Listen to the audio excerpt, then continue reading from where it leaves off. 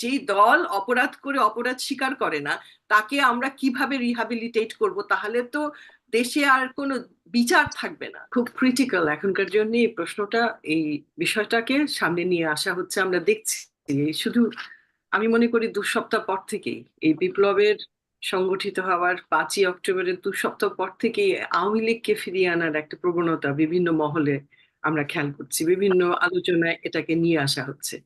তো আমি আওয়ামী লীগ সম্পর্কে যেটা বলতে চাই, ঐতিহাসিকভাবে আওয়ামী লীগ কিন্তু, যে বলা হয় যে আওয়ামী লীগের ঐতিহ্যবাহী একটা রাজনৈতিক দল, আওয়ামী লীগ সৃষ্টি করেছিল কারা? আওয়ামী লীগ সৃষ্টি করেছিল মৌলানা আব্দুল হামিদ খান ভাসানী। তিনি আওয়ামী মুসলিম লীগ নামে আওয়ামী লীগকে প্রথম লঞ্চ করে। তো তারপরে রাজনৈতিক আদর্শিক কিছু মত পার্থক্যের জন্য সোহরাওয়ার্দী সাহেবের সঙ্গে উনি বেরিয়ে যান। বেরিয়ে গিয়ে উনি ন্যাশনাল আওয়ামী পার্টি গঠন করেন। তো এখন আওয়ামী লীগের গঠনগুলো দেখেন, প্রথম যে সৃষ্টি হলো, তারপরে এখানে একটা ভেঙে গেল। আর আওয়ামী লীগের যে ঐতিহ্য নিয়ে আওয়ামী লীগের সৃষ্টি হয়েছিল, সেটা কিন্তু আর থাকলো না। তারপরে সোহরাওয়ার্দী সাহেবের নেতৃত্বে আওয়ামী লীগ থাকলো, এবং পরবর্তীতে শেখ মুজিবুর রহমান সাহেব থেকে নেতৃত্ব দিলেন। এখন নেতৃত্ব দেওয়ার পরে উনি কিন্তু 74 সালে আওয়ামী লীগকে আহ, ইয়ে করে দিল, কি বলে, অ্যাবলিশ করে উনি বাকশাল তৈরি করলেন। তখন এটা কিন্তু আওয়ামী লীগ এখানে এই পর্যায়ে আবার সেই আওয়ামী লীগেরও একটা পতন হলো। তারপরে কি হলো, 81 সালের দিকে, না 81 না, এটা বোধহয় 81 না 80 সালের দিকে জিয়াউর রহমান সাহেব যখন ক্ষমতায়, তিনি গণতন্ত্র আহ, আহ, পুনরুদ্ধারের যে প্রক্রিয়া চালু করেছিলেন আমার আব্বার সঙ্গে, সেই প্রক্রিয়ার মাধ্যমে ওনারা আওয়ামী লীগকে আবার রিভাইভ করলেন। এই আওয়ামী লীগ কিন্তু নতুন আওয়ামী লীগ, এটা কিন্তু সেই ঐতিহ্যবাহী আওয়ামী লীগ আর থাকলো না। আপনি চিন্তা করে দেখেন যে মৌলানা সাহেবের সৃষ্ট যে আওয়ামী লীগ ছিল, সেটা তো সোহরাওয়ার্দী সাহেবের কারণে ওটা ভেঙে গেল। এবং সোহরাওয়ার্দী সাহেবের যে আওয়ামী লীগ ছিল, সেটাও কিন্তু শেখ মুজিবুর রহমান এটাকেও ধ্বংস করে দিলেন, এটাকে বন্ধ করে দিয়ে উনি বাকশাল তৈরি করলেন। তারপরে যে আওয়ামী লীগের কথা আমরা বলছি, সেটা হচ্ছে শেখ হাসিনার নেতৃত্বে আওয়ামী লীগ। এই আওয়ামী লীগের ঐতিহ্য কোনটা? শেখ হাসিনার শাসন আমলে উনি 96-এ ক্ষমতায় আসলেন। বহু ঘটনা আছে, তারপরের থেকে যে আওয়ামী লীগের যে পদচারণা শুরু হলো, সেই আওয়ামী লীগকে আমাদের চিহ্নিত করতে হবে, আমাদের জানতে হবে যে এই আওয়ামী লীগ কোন আওয়ামী লীগ। ইতিহাসটা না জানলে কিন্তু কঠিন হয়ে যাবে ব্যাপারগুলো। এই ইতিহাসটাকে আমাদের বারবার মনে করতে হবে। এই আওয়ামী লীগ হচ্ছে শেখ হাসিনার আওয়ামী লীগ, এখানে ঐতিহ্য হচ্ছে শেখ হাসিনা প্রদত্ত ঐতিহ্য।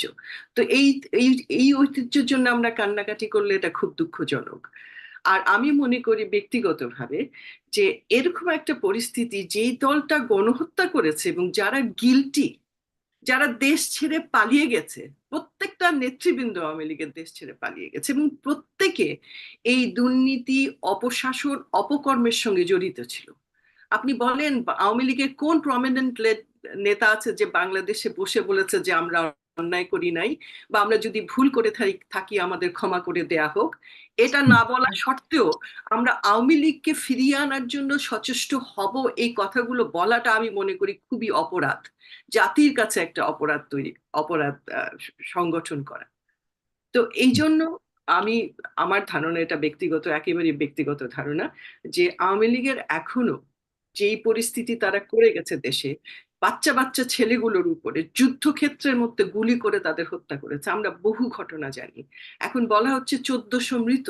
আমাদের কাছে হিসাব আছে অনেক ডেড বডি, তা আমরাও তো দেখেছি, ভিডিওগুলো ভাইরাল হয়েছে। ডেড বডি গুলোকে ভ্যানের মধ্যে ফেলে দিয়ে আগুন জ্বালিয়ে দিয়েছে। এগুলোর কি হিসাব আমরা করেছিলাম যখন 1400 বা 1500 বলছি? এগুলো করি নাই। তারপরে বলা হচ্ছে রায়বাজারে যে মাটিতে পুঁতে অনেক ডেড বডি ফেলে দিয়েছিল, ওগুলোর হিসাব কি আমরা করেছি? ওগুলো কি বের করেছি? অনেকের ধারণা, অনেকের বাবা মা তার সন্তানদের খুঁজে বেড়াচ্ছে, তাদের খুঁজে পাচ্ছে না, সেখানে 11,000-এর মতন একটা হিসাব আছে।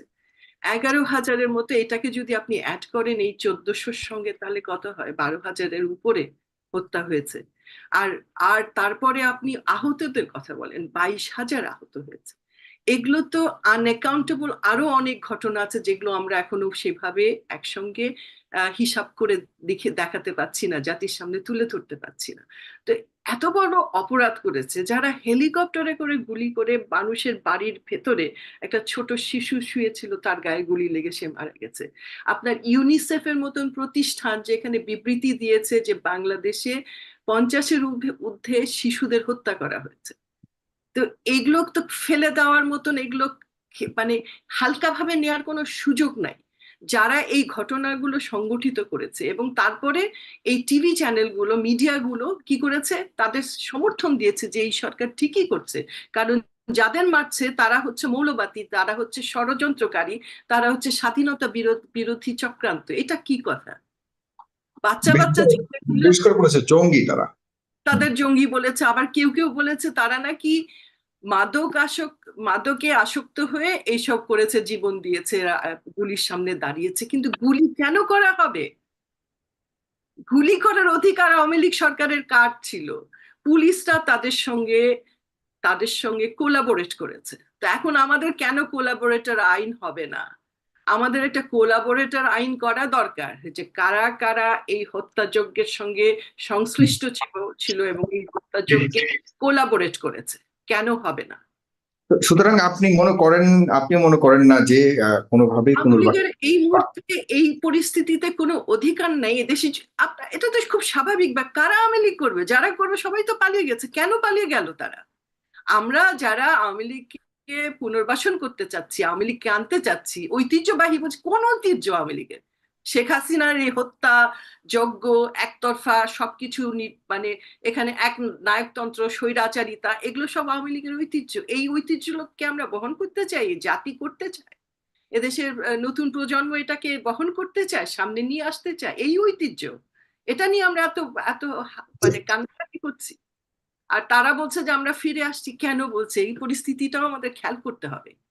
তারা বলছে কারণ হচ্ছে তারা তো তারা সব বলছে, সামগ্রিক আশ্রয় নিয়েছে। অন্যরাও বলছে, অন্যদের বলার প্রেক্ষিতে তারা তারা একটা সুযোগ পাচ্ছে বা সেরকম একটা জায়গা না, তারা তৈরি আমার করছে, মনে এটা হচ্ছে বোঝা যে যাচ্ছে। না, এগুলো এগুলো উদ্দেশ্যমূলক ভাবে করা হচ্ছে, একটা চক্র এই জিনিসগুলোকে করাচ্ছে। এই পুরো পরিস্থিতিকে তারা ম্যানেজ করছে, ম্যানেজ করে এই আওয়ামী লীগকে রিহ্যাবিলিটেট করার একটা প্রচেষ্টা চালাচ্ছে। কিন্তু আমি জানি এদেশের সচেতন মানুষ, নাগরিকরা, যারা গোষ্ঠীরা, যারা এই আন্দোলনের সম্পৃক্ত ছিল, যারা হত্যা করেছে, যাদের আত্মীয় স্বজন মারা গেছে, যারা পঙ্গু হয়ে শুয়ে আছে। আমি একটা ছেলের একটা ছবি দেখলাম, 500 গুলি লেগেছে, ছড়া গুলি, তার ছোট ছোট গুলিগুলো বের করতে পারছে না, এত ছোট, যে সে দিনে দিনে আরো পঙ্গু হয়ে যাচ্ছে, পঙ্গুত্ব বরণ করছে। এদের প্রতি আমাদের নিবিষ্ট হতে হবে। এদের যারা এখনো বেঁচে আছে তাদের সুচিকিৎসা, তাদের দরকার হলে বিদেশে পাঠিয়ে তাদের একটা স্বাভাবিক জীবনযাপন করবা জি, প্রচেষ্টা আমাদের সবার সবার পক্ষ থেকে নিতে হবে। আপনাকে আপনাকে অনেক ধন্যবাদ। আমি বারবার বলছি, এটা একটা চক্রান্ত, এটা একটা ষড়যন্ত্র আমাদের জাতির বিরুদ্ধে। আওয়ামী লীগকে রিহ্যাবিলিটেট করা একটা চক্রান্ত। ওই নির্বাচনে বিরোধী দলের রাখবার জন্য আওয়ামী লীগ মানে not after what Awami League has done.